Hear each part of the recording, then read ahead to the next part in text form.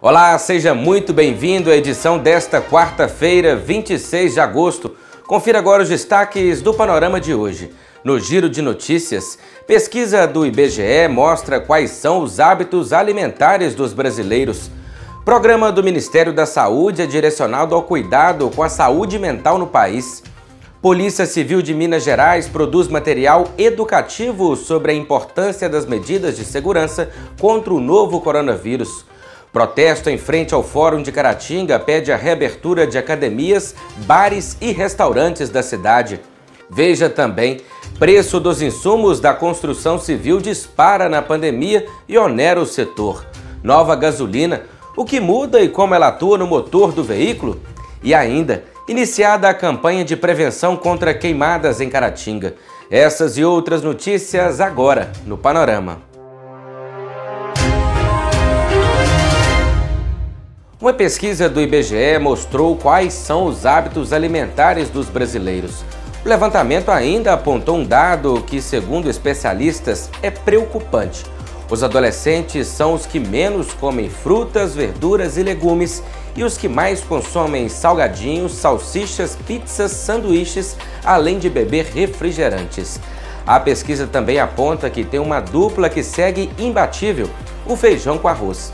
Além dela, o cafezinho com pão francês também continua sendo uma boa pedida. Que bom que o arroz e feijão eles continuam ali no prato das pessoas, porque é um prato típico e é um prato gostoso, é um prato econômico e eles têm carboidrato, têm fibras, têm proteínas de origem vegetal, que isso tudo faz muito bem para a saúde. É um trabalho contínuo, né, de tentar introduzir alguns alimentos mais saudáveis devagar, sem botar muita pressão também. Eu tento fazer dessa forma. O cafezinho, né, o café está sempre presente, também é um dos alimentos mais presentes na mesa dos brasileiros, mas ainda consumimos pouca quantidade de frutas, legumes e verduras.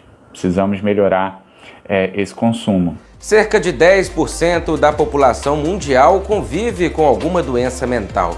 Durante a apresentação do movimento Mentalize do Ministério da Saúde, o presidente da Associação Brasileira de Psiquiatria, Antônio Geraldo da Silva, falou sobre as dificuldades de se trabalhar com a saúde mental. Nós temos hoje, no mundo, 10% da população mundial com algum tipo de doença mental. E no mundo, essas pessoas têm uma grande dificuldade de tratar em função do estigma. Só para vocês terem uma ideia, apesar de ser 10% da população mundial que tem algum tipo de doença mental, apenas 1% dos funcionários que trabalham na saúde trabalham com a doença mental. Só para terem uma ideia, nós somos primeiro lugar no mundo em transtornos de ansiedade. O país que é tão alegre, que é tão tranquilo, como é dito pelas pessoas, nós estamos ganhando o primeiro lugar no mundo, segundo a OMS. Nós temos hoje 18.600.000 pessoas com transtornos de ansiedade e que precisam tratar. Nós temos 20 a 25% da população mundial e da população brasileira teve ou terá um quadro de depressão. Significa que 1 a cada 4 de nós aqui já fez um quadro de depressão, está tendo no momento ou vai ter. É essencial que a família explique às crianças e aos adolescentes sobre a importância não só do uso das máscaras, mas também como as outras recomendações do Ministério da Saúde em relação às medidas de segurança contra o coronavírus. Por isso, a Polícia Civil de Minas Gerais produziu um material educativo sobre o assunto. Se for preciso sair, as crianças devem usar a máscara sobre a boca e o nariz, até voltar para casa, e não podem tocar na proteção. Atenção! Os adultos devem colocar a máscara na criança sempre com as mãos higienizadas e a retirada precisa ser feita pelas alças. As suas mãozinhas curiosas tocam em todos os lugares e depois costumam ir direto para a boca, olhos e nariz. Essa, porém, é uma das maneiras de transmissão do coronavírus. Ele ainda é transmitido por gotículas de saliva, espirro, tosse ou contato pessoal próximo. como toque ou aperto de mão. Ensine a criança a se proteger lavando a mãozinha dela frequentemente com água e sabão. Polícia Civil de Minas Gerais, mais próxima de você. Aconteceu ontem, em frente ao Fórum de Caratinga, uma manifestação que reuniu mais de 100 pessoas. Donos de academias, juntamente com funcionários, familiares, mais alguns proprietários e trabalhadores de bares e restaurantes se mobilizaram em prol da reabertura destes estabelecimentos que estão fechados há cerca de 150 dias por força de uma liminar do Ministério Público. Pessoal, a gente está aqui fazendo a nossa manifestação pacífica devido ao fato do seguinte: o Ministério Público aqui de Caratinga, ele é responsável por algumas comarcas. Só que a gente não sabe o porquê, ele teve uma guerra política com o prefeito. E infelizmente, ele recorreu, recebeu um não, recorreu, recebeu um não, até que ele conseguiu um sim. Porém, esse sim está deixando várias famílias passando por necessidades, as contas chegam, não tem como marcar com isso. E infelizmente eu digo isso com propriedade, porque as outras comarcas que o Ministério Público é responsável por elas, estão funcionando tudo normalmente. Porque Caratinga, somente Caratinga, o nosso querido promotor resolveu fechar bar, restaurante, academias e lanchonete. Hoje, Teoflotone, estive passando o final de semana em Teoflotone. Tudo aberto, liberado, academia, bar, restaurante, todos. Parei em Valadares para almoçar dentro do restaurante. Caratinga é a única cidade da região fechada. Bares há 3 meses. Academias há 5 meses. Dá para não ter aglomeração. Você vê hoje em dia o povo no Facebook postando até música ao vivo em terraço, fazendo tudo, que aglomeração não é muito melhor dentro do bar com a fiscalização da prefeitura, a gente pedindo todo mundo com máscara, o distanciamento, do que todo mundo se unindo. Mas como se diz, o salário caindo todo mês na conta, é fácil ficar em casa. Eu quero ver as dívidas caindo na caixinha de correio, você não tem aonde pagar. A Prefeitura de Caratinga chegou a recorrer da decisão, mas a liminar foi mantida pelo Tribunal de Justiça, conforme exibido anteriormente pelo Jornal Panorama. Infelizmente, a paralisação das atividades nas academias, elas se devem em razão dessa liminar da Justiça, com imposição de R$10 mil de multa diária, caso o município de Caratinga providencie ou autorize o funcionamento de todas as academias existentes ou instaladas aqui no nosso município. Então é bom que nós esclareçamos isso de forma mais ampla, em especial nesse exato momento, para todos os frequentadores das academias de ginásticas do nosso município. Infelizmente, nós estamos nesse exato momento, apesar de entender que as academias atuam de forma preventiva, de forma complementar na prevenção de doenças, e nós não temos hoje nenhuma condição para autorizar ou estar dizendo, olha, as academias voltarão a funcionar daqui a tantos dias, justamente em função dessa liminar judicial. Então, até que haja decisão acerca dela, as academias infelizmente não poderão funcionar. A farmacêutica hospitalar Juliana Batista compartilha no Boletim da Vida de hoje os desafios de quem atua na linha de frente do combate à Covid-19. Além disso, ela destaca os sentimentos que os profissionais e pacientes vivenciam desde o processo de internação até a alta hospitalar.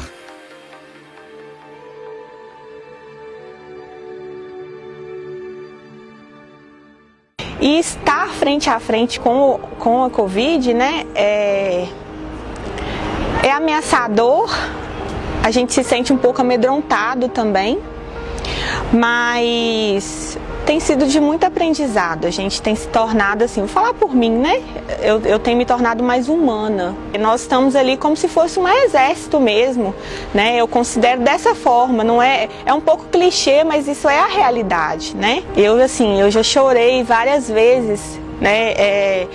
Ao ver desconhecidos mesmo tendo alta. Então a gente sempre se coloca no lugar do outro. Acho que esse tempo, o que mais trouxe para mim foi isso, foi a empatia, eu me colocar no lugar do outro, né? Eu pensar, e se fosse um familiar meu? Eu fico até um pouco emocionada, né? Porque minha mãe é tudo que eu tenho, meus familiares. E a minha mãe se sente muito orgulhosa. E por mais que a gente, né, igual às vezes eu não tenho muito contato com ela, que isso também foi o que mudou, né, na minha vida. Eu não tenho uma proximidade tão grande com a minha mãe como eu tinha antes, e ela se sente muito orgulhosa, me apoia, né, faz sempre as orações. Às vezes eu tô lá apertada no serviço, quando eu vejo uma mensagem da minha mãe no WhatsApp: minha filha, que Deus te proteja, eu te amo, eu tô aqui orando por você. Isso é gratificante, a gente se sente mesmo um herói, né, porque tem alguém assim cuidando da gente e que coloca a nossa autoestima lá em cima. Você vai conseguir, Deus está com você, né? Ela se sente orgulhosa e isso é muito gratificante. E eu sou muito grata a Deus, né? Quando eu escolhi a minha profissão, eu não imaginaria que ela seria de tão importância. Eu sabia da importância dela, mas hoje, após a pandemia, eu posso falar com toda a propriedade, né, da importância que ser farmacêutico, principalmente no âmbito hospitalar, tem, e de como é bom fazer parte da recuperação de muitas pessoas. Um levantamento da Câmara Brasileira da Indústria da Construção mostrou que entre abril e julho deste ano, em meio à pandemia, os preços dos insumos do setor da construção civil dispararam no país. Confira na reportagem. De todos os itens, o cimento foi o que teve maior elevação.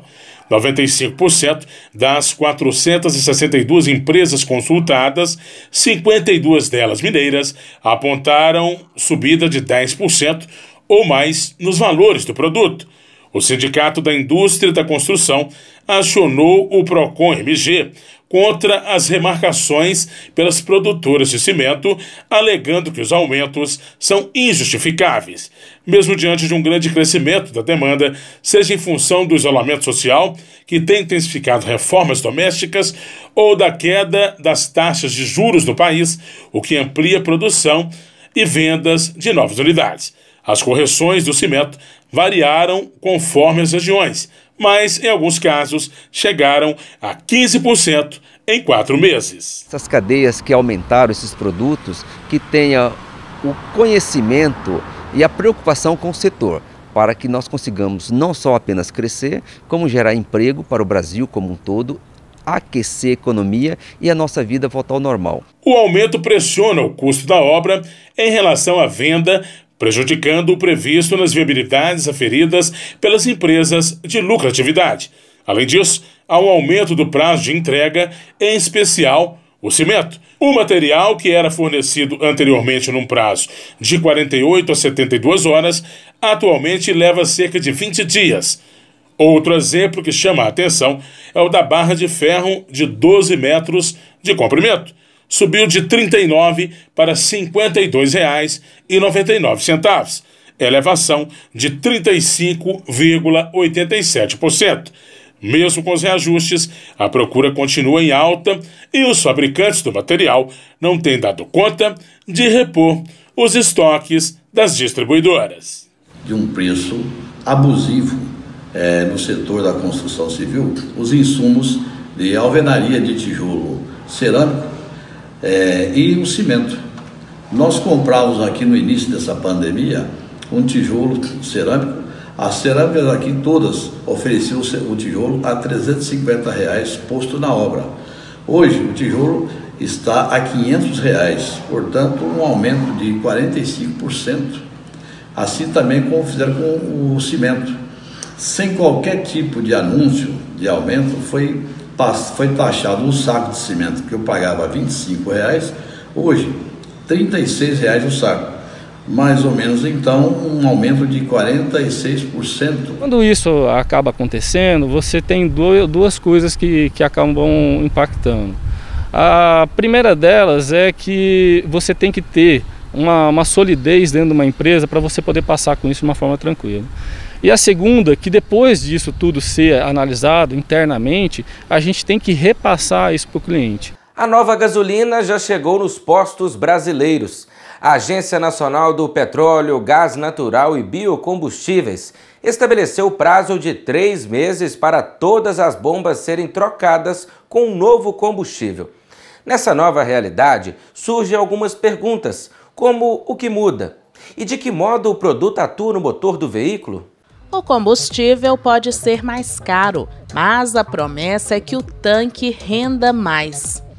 O Renan já foi parar na oficina mecânica várias vezes pelo mesmo motivo. Hoje a nossa gasolina é muito ruim. Eu já tive um problema de uns 3, 4 vezes com o meu carro por causa de gasolina ruim. Nesta oficina, o número de carros consertados por mês, devido a problemas provocados pelo combustível, é grande. Com a nova gasolina, que levou 1 ano para a Petrobras desenvolver, tudo indica que esse número vai cair. A gente pode dizer que zera, porque aí você vai estar ingerindo uma coisa que não vai agredir o teu carro. A novidade promete acabar com os problemas no motor e poluir menos o meio ambiente. A nova gasolina começou a chegar às bombas no início de agosto. A antiga, do tipo C, a comum, será substituída por essa de melhor qualidade. A Petrobras diz que é mais difícil de ser adulterada porque para mudar a composição será necessário usar produtos químicos mais caros. A promessa é de mais quilometragem. Por exemplo, um carro popular que consome em média 1 litro de gasolina a cada 15 quilômetros, com o novo produto, consegue rodar aproximadamente meio quilômetro a mais por litro. Ou seja, em um trajeto de 30 quilômetros, o motorista vai usar menos 0,06 litro de gasolina.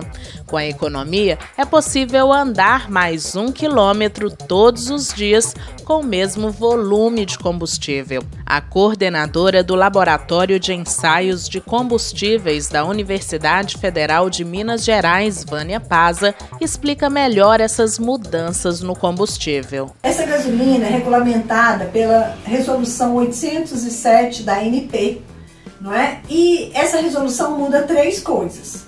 A primeira é a densidade ou massa específica, que antes não era determinada. E agora a ANP colocou um valor mínimo. O que a gente vai ter com isso? A garantia de que nós teremos uma maior quantidade de energia, uma maior massa para 1 litro de combustível, garantindo que seu carro rode mais com um tanque de combustível, o que é muito bom. Outro ponto é o T50, ou seja, a temperatura em que se destila 50% da gasolina, né, que agora a ANP vai fixar uma faixa, de tal forma que essa gasolina também não fique muito leve. Isso para evitar a entrada de produtos importados, né, que eram bastante leves e que podem afetar, né, o desempenho do carro na hora que você está em alta velocidade, que você está mudando de marcha. Então isso é para garantir um desempenho melhor. E o terceiro parâmetro é a octanagem. Nós teremos gasolinas de maior octanagem no país, ou seja, elas vão garantir um maior desempenho no motor, principalmente motores mais novos, de carros mais novos. Então são 3 parâmetros interessantes. O preço deve ficar mais caro, em torno de 5%, mas também o desempenho do carro, a gente vai ter ganhos nessa mesma faixa. Então vai equilibrar. Ainda de acordo com ela, tendo a massa específica determinada, essa densidade mínima, será mais fácil fazer o controle de qualidade. Porque facilmente a gente pode detectar, por exemplo, a presença de um solvente se alterar essa densidade. E isso pode ser medido até no posto de gasolina. Você pode chegar e solicitar que faça essa medida. Então, é uma evolução. Assim, a ANP coloca o nosso combustível num patamar internacional similar aos países como Estados Unidos e a Europa. Vamos agora conferir a previsão do tempo para Caratinga e região. Para quinta-feira em Caratinga, a expectativa é de sol com poucas nuvens. A temperatura mínima esperada é 13 e a máxima de 26 graus. Em Vargem Alegre, a previsão é de sol com poucas nuvens. A temperatura mínima é 16 e a máxima de 29 graus. Em Ubaporanga, nesta quinta-feira, a previsão é de névoa ao amanhecer com muitas nuvens ao longo da tarde. A temperatura mínima é 13 e a máxima de 27 graus. Com o objetivo de proteger o meio ambiente e conscientizar a população, iniciou esta semana em Caratinga uma campanha de prevenção contra as queimadas. A primeira ação foi realizada na Pedra Itaúna, que já foi afetada por grandes incêndios criminosos. Cartazes com orientações foram fixados em vários pontos da Pedra Itaúna, cartão postal de Caratinga. A primeira etapa do trabalho contou com a participação do Corpo de Bombeiros Militar, Polícia Militar de Meio Ambiente e membros da Secretaria de Meio Ambiente da Prefeitura. A campanha de prevenção contra queimadas terá ações contínuas durante 4 semanas. E essa parceria ela é de extrema importância, porque junto a gente soma força, a gente soma energia e aí a gente consegue atingir o nosso público-alvo, que é os moradores do entorno, que é a população que... às vezes a população ela realmente cuida daquilo da onde eles moram, mas principalmente os visitantes, que eles visitam esses locais, esses pontos turísticos e às vezes nem sempre cuidam muito dessa área. Então a gente precisa conscientizar, levar essas informações à população. Visitas também foram realizadas a moradores que residem em torno da Pedra Itaúna. O foco é levar orientação a todos antes que chegue o período de incidência de queimadas. E nós estamos nos aproximando, no mês de setembro, que é o mês mais crítico que nós temos aí na questão da seca, devido à falta de chuvas na nossa região nessa época do ano.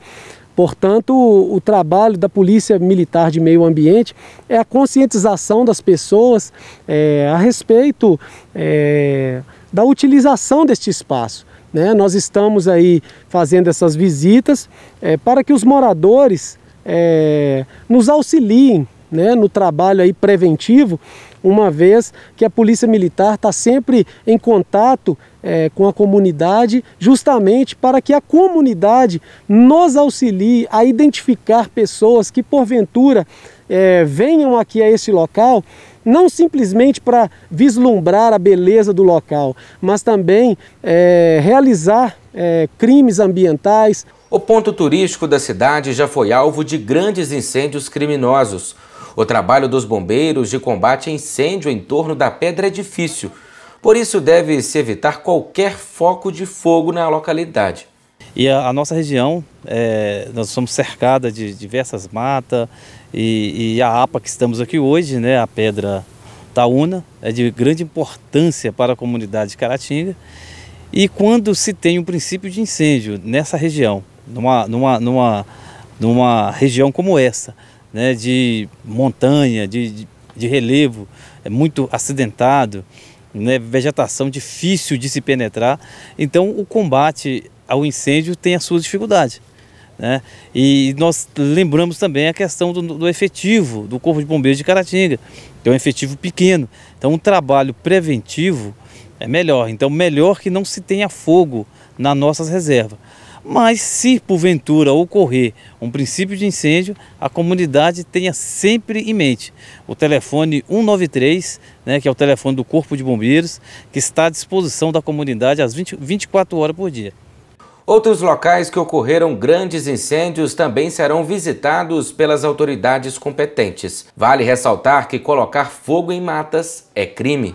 O crime ambiental ele não compensa, ele está capitulado na Lei 9.605 de 1998, provocar incêndio florestal é crime, com pena de reclusão e ainda por cima a pessoa sofre também as penalidades administrativas, que é a aplicação de multa para essa pessoa com base na área incendiada. Então não compensa. Além disso também nós temos a questão do lixo, pessoa que joga o lixo em local indevido também está passível de autuação por base da Polícia Militar de Meio Ambiente. Estamos encerrando mais uma edição do Panorama.